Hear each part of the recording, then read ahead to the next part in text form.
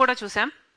RSS candidate ఎన్నికయ్యాడు అంటే దానికి కారణం కూడా ఆంధ్ర రాష్ట్ర ఎంపీలందరూ అంటే కలిసికట్టుగా ఉన్నారు. వీళ్ళందరూ బీజేపీని ఎత్తి పట్టుకునే విషయంలో, బీజేపీకి మద్దతు ఇచ్చే విషయంలో ఆంధ్ర రాష్ట్రానికి చెందిన 25 మంది లోక్సభ ఎంపీలు, 11 మంది రాజ్యసభ ఎంపీలు, ఇర్రెస్పెక్టివ్ ఆఫ్ పార్టీస్ అందరూ బీజేపీతో కూటమే కట్టారు. ఇది వాస్తవం. కానీ స్వార్థ రాజకీయాల కోసం కూటమి కడుతున్నారు. కానీ ఎందుకు విశాఖపట్నం స్టీల్ కోసం ఐక్యమత్యంగా ఎందుకు నిలబడటం లేదు? ప్రత్యేక హోదా కోసం ఐక్యమత్యంగా ఎందుకు నిలబడటం లేదు? పోలవరం ఎత్తు తగ్గిస్తున్నామని ఫ్లోర్ ఆఫ్ ద హౌస్ లో చెప్తే ఒక్క ఆంధ్రప్రదేశ్ చెందిన, ఆంధ్ర రాష్ట్రానికి చెందిన ఒక్క ఎంపీ కూడా మాట్లాడలేదు. ఎందుకని? ఈ ఎంపీలంతా నిలబడితేనే ఏదైనా సాధించుకోగలం. ప్రజాస్వామ్యంలో చట్టసభలకి ఒక విలువ ఉంది. ఉన్న నాయకులకు చట్టసభలకు వెళ్ళడమే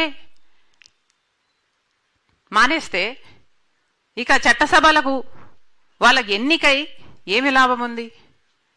చట్టసభలకు వెళ్ళాలి, ఫ్లోర్ ఆఫ్ ద హౌస్ లో కొట్లాడాలి, మన రాష్ట్రానికి రావాల్సిన మేలును సాధించుకోవాలి.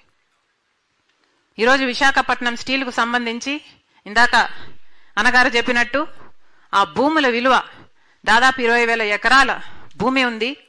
ఆ భూముల విలువ 4 లక్షల కోట్లు లేదా 5 లక్షల కోట్లు విలువ చేస్తుంది. అందుకోసమే మోడీ గారు ఆపరేషన్ సైలెంట్ కిల్లింగ్ అనేది మొదలు పెట్టారు విశాఖపట్నం స్టీల్ మీద. మొత్తం అంతా కుట్రలో భాగమే. ఒక్కొక్క విషయంలోనూ విశాఖపట్నం స్టీల్కు సంబంధించి రా మెటీరియల్ అయితేనేమి, క్యాప్టివ్ మైన్స్ ఇయ్యకపోవడం అయితేనేమి, ట్రాన్స్పోర్ట్ లాజిస్టిక్స్ అయితేనేమి, ఎన్ఎండిసి ఐఎన్ఓర్ అయినా సరే, బొగ్గైనా సరే, ఎలక్ట్రిసిటీ అయినా సరే, గంగవరం పోర్ట్ ఇచ్చేయడం అయినా సరే, ఇలా అన్ని విషయాలలో ఉన్న ప్రభుత్వాలన్నీ కుట్రతో విశాఖపట్నం స్టీల్ని ఈరోజు ఈ స్థాయికి తీసుకొచ్చాయి. కొన ఊపిరితో ఉంది. ఇప్పటికీ కూడా 2021లో DIPAM, department of investment and public asset management వాళ్ళు చాలా స్పష్టంగా 100% డిస్ఇన్వెస్ట్మెంట్ చేస్తాము, ఇది మా నిర్ణయము అని చెప్పిన తర్వాత కూడా ఈ ఎంపీలలో ఏ ఒక్కరూ కూడా పార్లమెంటులో ఉద్యమించలేదు. మొన్న ఈ సంవత్సరము కూడా ఆ డిసిషన్ నిలబడుతుంది, ఆ డిసిషన్ లో ఏ మార్పు లేదు అని ఫ్లోర్ ఆఫ్ ద హౌస్ లో చెప్పినా కూడా ఏ చలనము లేదు. మరి ఏదైనా ఎలా సాధించుకోగలం? ఎన్నికైన నాయకులకు ఉండాలి.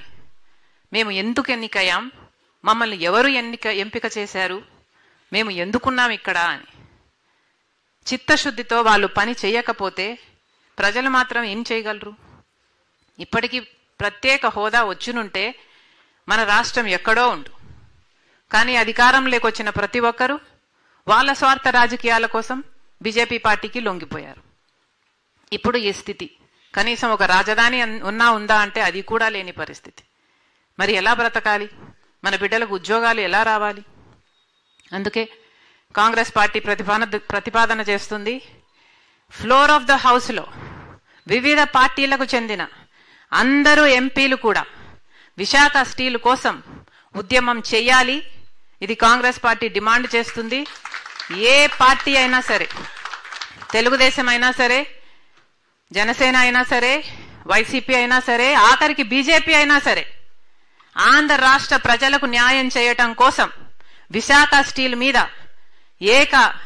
ఒక్క తాటి మీదికి రావాలి. అందరూ కలిసి పోరాటం చేస్తేనే ఇది మనం కాపాడుకోగలం. మళ్ళీ చెప్తున్నాం, ఇప్పుడు పెట్టిన తీర్మానానికి కాంగ్రెస్ పార్టీ కట్టుబడి ఉంది. మీరు ఏ తీర్మానం చేసినా విశాఖపట్నం స్టీల్ కాపాడుకునే విషయంలో కాంగ్రెస్ పార్టీ మీతో కలిసి నడుస్తుంది. అసలు ఈ విశాఖ స్టీల్ను నిర్మించిందే కాంగ్రెస్ పార్టీ. ఇందిరాగాంధీ గారైతేనేమి, రాజీవ్ గాంధీ గారైతేనేమి, ఆ తర్వాత జాతికి అంకితం చేసిన పివి నరసింహారావు గారైతేనేమి, లేక రాజశేఖర రెడ్డి గారైతేనేమి, కాంగ్రెస్ పార్టీ అధికారంలోకి ఉన్న రోజున రాజశేఖర రెడ్డి గారు 2000